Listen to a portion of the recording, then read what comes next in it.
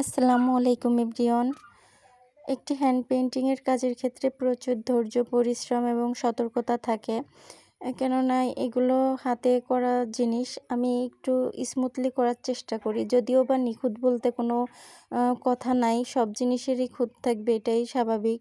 তারপরেও চেষ্টা করি একটু ডিজাইনটি অন্যরকম করার জন্য, যেন ড্রেসের ডিজাইনটি কিছু গল্প, কিছু প্রকৃতির ছোঁয়া ফুটে ওঠে, সেদিকে খেয়াল রাখি। আর তার থেকে সবথেকে বড় কথা, ড্রেসের এমন কিছু কিছু ডিজাইন আমি করি যেন ড্রেসটি পরে সব রকম সুযোগ সুবিধা থাকে, গাছপালা, ঘরবাড়ি তার জন্য ফ্রি।